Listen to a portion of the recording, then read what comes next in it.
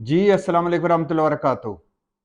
Election commission ने schedule जारी कर दिया और इस शेड्यूल के मुताबिक 90 दिन में इंतखाबात तो नहीं होंगे, और अगर 90 दिन में इंतखाबात नहीं होते तो हमारे प्यारे मुल्क पाकिस्तान का आइन पता नहीं माइंड करेगा कि नहीं करेगा। मेरे ख्याल है नहीं करेगा, क्योंकि आइन ने अगर माइंड करना होता तो पंजाब और खैबर पख्तूनख्वा में अभी 7वां 8वां महीना चल रहा है और 90 दिन बाद इंतखाबात होने थे। अगर प्यारे आइन ने माइंड करना होता तो अब तक माइंड कर चुका होता। वैसे आइन आइन ने माइंड भी क्या करना है? हमें देख देख कर, हमें भुगत भुगत कर हमारा आइन भी हम जैसे ही हो गया है। एक तरफ पीडीएम हुकूमत जश्न आइन मना रही थी कि आइन को 50 साल मुकम्मल हो गए हैं। भुट्टो साहब को सलाम जिन्होंने आइन बनाया, उन तमाम सियासतदानों को सलाम जो जिन्होंने मुत्तफ़िक का आइन बनाने में अहम किरदार अदा किया, और दूसरी तरफ साथ ही आइन दफन भी कर रहे थे। क्यों? क्योंकि खैबर पख्तूनख्वा और पंजाब में इंतखाबात नहीं करवाने थे, वरना इमरान खान और पीटीआई जीत जाते और ये हार जाते। हार मंजूर नहीं थी, आइन की हार मंजूर थी, अपनी हार मंजूर नहीं थी, और लिहाजा इंतखाबात नहीं करवाए। या एक तरफ यादगार आइन, और वो भी राजा परवेज़ अशरफ जो कल तक मुस्लिम लीग नून के राजा रेंटल थे। वो आपको पता है ना, रेंटल स्कैंडल जो आया था, किस तरह इस मुल्क को लूटा गया, किस तरह इस मुल्क को इन जीरे ब्लेडों ने लूटा, बनारसी ठगों ने। और फिर ये शेरवानियाँ अचकने पहन कर, बोदे शोदे वाह कर और पक्का सा मुंह बनाकर कुर्सियों पर बैठ जाते हैं। कभी ये नैब की हिरासतों में होते हैं, कभी ये बाहर एवन फील्ड और सरे महलों में होते हैं, कभी दुबई यूरोप में फिर रहे होते हैं, और फिर जब वक्त आता है दोबारा तो फिर वहीं से शुरू करते हैं जहाँ से ख़त्म किया था। लुटो और फिर फुटो, फिर लुटो, फिर फुटो। तो यही किस्मत है हमारी। हम भी ऐसे ही हैं, ये भी ऐसे ही हैं। हम अगर कोई बेहतर होते तो यकीनन हमारे ऊपर वाले भी बेहतर होते, क्योंकि अक़लियत को निकाल कर, अक़लियत को, थोड़ी सी अक़लियत को निकाल कर बाकी सारे हुक्मरान और तबका अशराफिया बदउनवान, करप्ट, चोर, टैक्स चोर, हर तरह का चोर, और अक़लियत को निकाल कर, थोड़े से लोगों को निकाल कर हम बहैसियत कौम, हम मुनाफिक, झूठे, बदउनवान, ज़ख़ीरा अंदोज़, 2 नंबर, मिलावट खोर, और अभी तक हमारी मस्जिदों के गिलास जंजीरों से बंधे हुए हैं। अभी तक हम जूतियाँ नमाज पढ़ते हुए आगे रखते हैं, क्योंकि पीछे रखे तो जूतियाँ नहीं होती। अभी तक हमारे मुल्क में 2-2 साल, 4-4 साल, 6-6 साल की बच्चियाँ महफूज नहीं हैं। कोई चीज़ मुझे बता दें जो इस मुल्क में बनती हो और वो खालिस बनती हो। ज़िंदगी बचाने वाली दवाइयाँ जो हैं वो जाली हैं, और यहाँ उतने लोग मर्ज से यानी नहीं मरते जितने इलाज से मर जाते हैं, जाली दवाइयाँ खा के मर जाते हैं। अस्पताल है कि कसाई खाना है? जो बंदा एक मरतबा अस्पताल, थाने, कचहरी में चला गया वो रुल गया। तो खैर, आइन आइन ने क्या माइंड करना है? आइन भी हम जैसे ही हो गया, उसे पता है ये ऐसे ही है। तो आइन, हमारा प्यारा आइन माइंड नहीं करेगा। आइन किताब, अपनी किताब में, आइन किताबों में बड़े मज़े से सो रहा है। कायदे आज़म नोटों पे बड़े मज़े से सो रहे हैं, कानून गरीबों के लिए। तो 90 दिन में इंतखाबात नहीं होंगे। इंतखाबात नई मरदमशुमारी के तहत होंगे। अगर ये चाहते तो नई मरदमशुमारी और हल्का बंदियाँ पहले कर सकते थे, और और इंतखाबात 90 दिन में हो सकते थे। लेकिन खैर, इंतखाबात नई मरदमशुमारी के मुताबिक होंगे। 4 माह में इंतखाबी हल्का बंदियों का काम मुकम्मल होगा। मतलब आज से 4 माह, मतलब 120 दिन लगेंगे हल्का बंदियों के काम करने में, हल्का बंदियों के काम मुकम्मल करने में। उसके बाद फहरिस्त लगेगी कि हल्का बंदियों की हतमी फहरिस्त लगेगी। उन फहरिस्तों पर एतराज़ात होंगे, फिर उन एतराज़ात को हल किया जाएगा। लिहाजा वही मिनिमम मिनिमम 6 महीने लगेंगे इंतखाबात में। और वफाकी काबीना भी, निगरान वफाकी काबीना भी आ चुकी है। निगरान वज़ीर आज़म काकड़ साहब भी आ चुके हैं, काबीना हलफ भी ले चुकी है।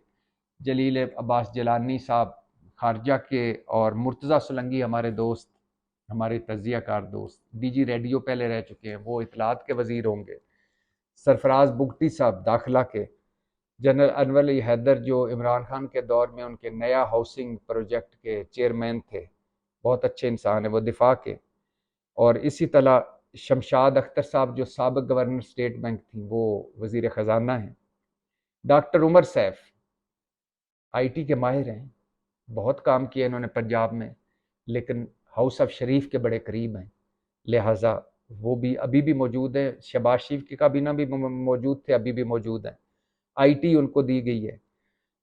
اس کے علاوہ جمال شاہ جو اداکار بھی ہیں، بہت ان کا کام ہے اپنے حوالے سے، وہ قومی ورثہ کا، ہمارا قومی ورثہ اب جمال شاہ سنبھالیں گے۔ اس کے علاوہ انیک احمد جو ٹی وی میزبان تھے، وہ مذہبی امور کے وزیر ہیں۔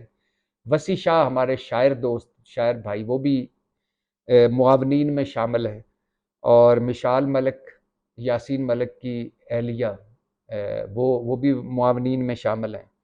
احد چیمہ شہباز شریف کابینہ میں بھی اسٹیبلشمنٹ کے مشیر تھے، اور ان کا عہدہ وفاقی وزیر کے برابر تھا، اس کابینہ میں بھی ہو گئے۔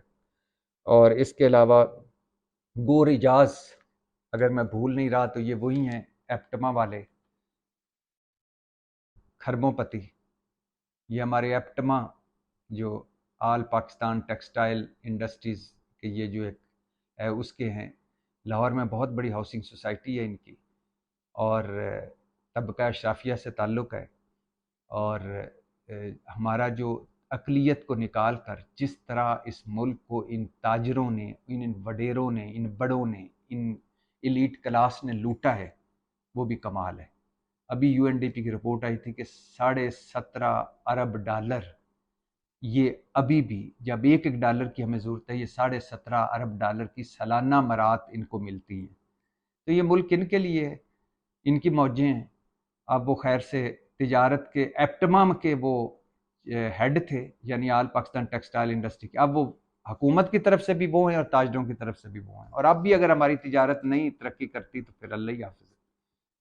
اور یعنی آپ یہ اسی طرح ہی ہے کہ جس طرح وہ دونوں طرف، اب اس میں وہ کانفلکٹ آف انٹرسٹ، یعنی جو بندہ انڈسٹریلسٹ ہو، ایک یہ بھی ہے کہ جو بندہ انڈسٹریلسٹ ہو، انڈسٹری کو سمجھتا ہے، اس کے مسائل سمجھتا ہے، حل کرے گا، اور ایک یہ بھی ہے کہ جو انڈسٹریلسٹ ہو، جب وہ انڈسٹری کا یا تجارت کا وزیر بنے گا تو وہ انا ونڈے ریوڑیاں مڑ مڑ اپنے یہاں، ہمارے یہاں تو یہی ہوتا ہے کہ پہلے اپنے سارے کام سیدھے کریں پھر آگے کریں۔